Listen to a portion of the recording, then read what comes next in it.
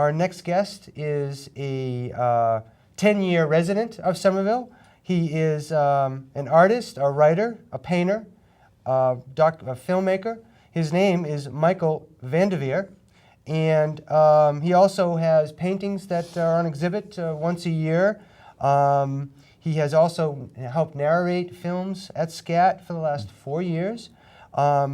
His past films had to do with, what was the theme, the old... Well, I specialize in period films. Period films, that's Right. it. One of them being Ithaca, which is about a sea captain's wife. Another one that he's working on called Perkins 28, which is about a Harvard secret court in 1920.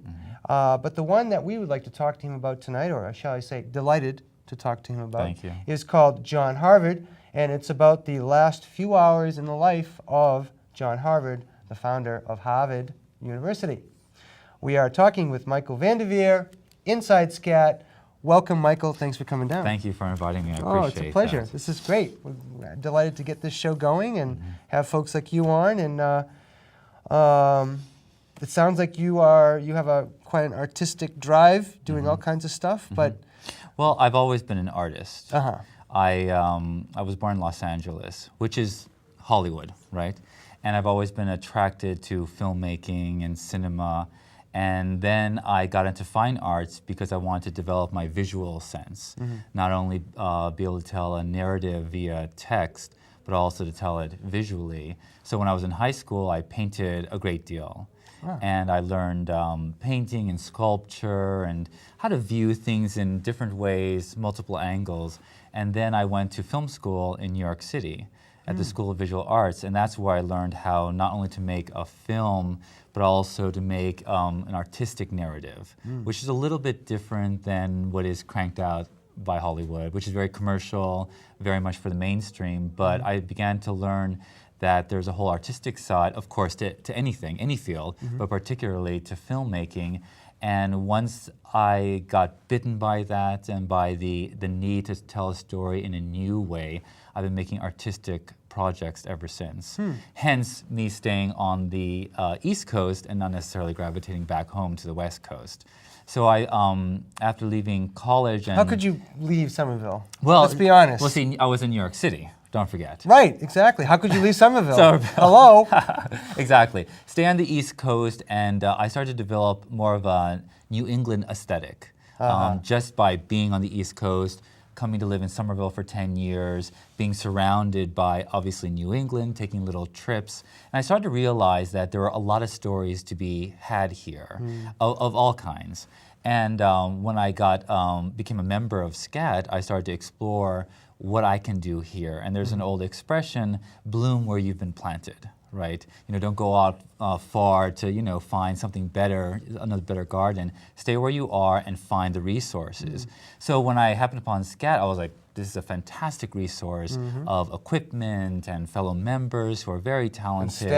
And staff, exactly. So I started to make the short period films here, and that's always been my interest, either Victorian, the Ithaca film, or Puritan with John Harvard, or 1920s with Perkins 28.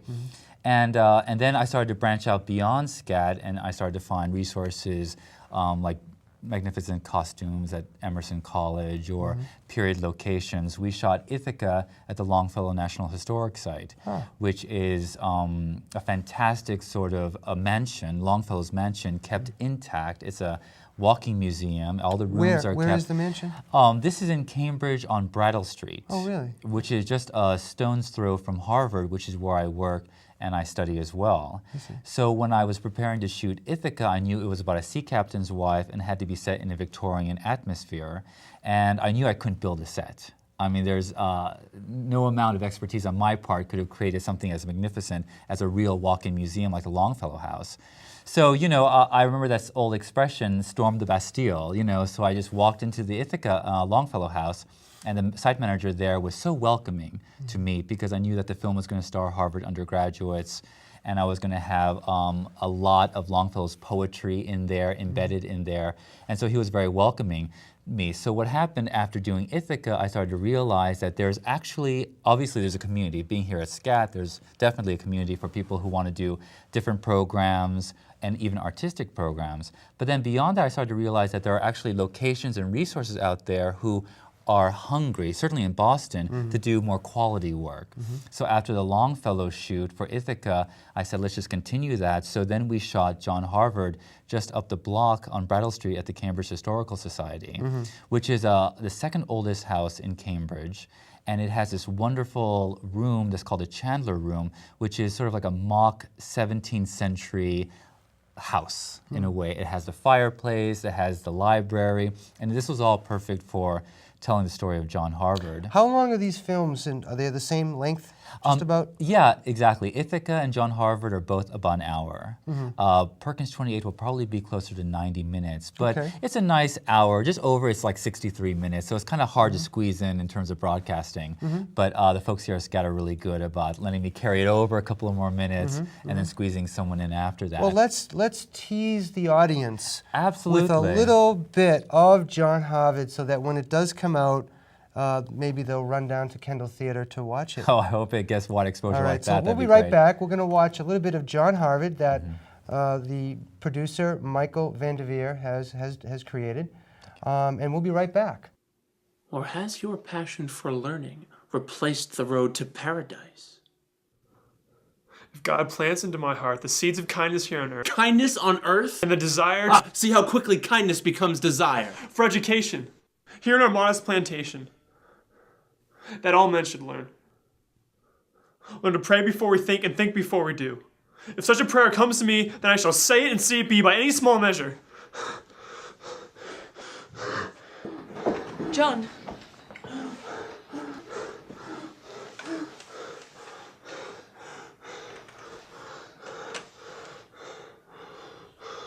Okay. We're back. Uh-huh. We're back We certainly are. from the world of the Puritans, which is a very maybe we different never world. left. Maybe we never left. You tell me. But I'm not speaking for myself, of course. Okay. And I'm sure I'm not speaking for you with that leather jacket you have on. That's not very Wow. puritanical. No, it's very autumn actually. Uh-huh. Well, yeah, if I wanted to dress like a Puritan like the viewers just saw, you'd have to wear the black outfit, the white collar, and minimal colors. You kind of have to look like the ladies, no, I won't even go there. It's the Like more, Amish? No, I was thinking of the group that just has been in the news recently a lot. Yeah, lately. they dress more Victorian or like sort of late 19th century. Yeah. Old West. Yeah, Old West, which is yeah. very attractive. And I really can't speak for them. I think it's really exciting and dynamic that they're, Yeah. keeping that image alive. But I'm Yeah. only speaking as someone who loves the aesthetic. I have no idea, obviously, of their membership or how they live.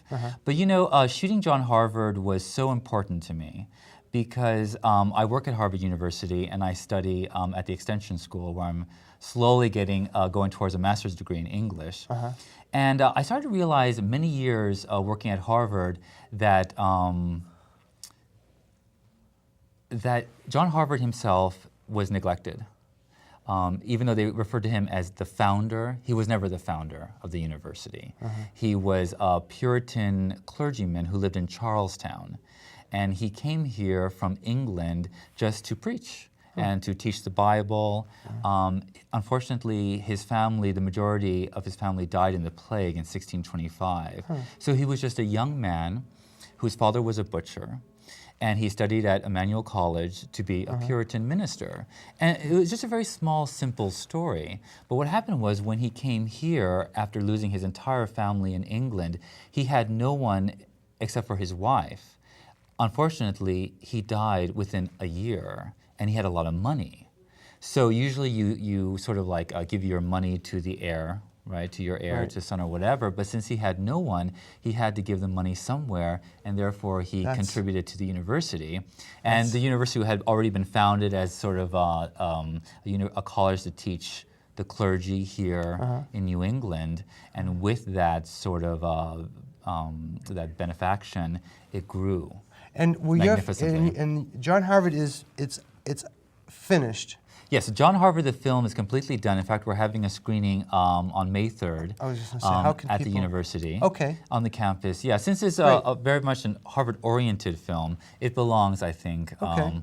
not belongs on the campus, but certainly should start on the campus. All right, so and should grow from there. We're running out of time, but Sure. for those who would like to see the film, May 3rd, Harvard University. I'm sure you can find a calendar listing of it. Absolutely, yeah. We've been interviewing Michael Van Devere. He's finishing another movie called Perkins 28, but his film, John Harvard, is out. Go see it. And again, another product of Somerville Community Access Television, right down here inside SCAT. We'll be back with our last guest. Thank you for coming down, Michael. Anytime.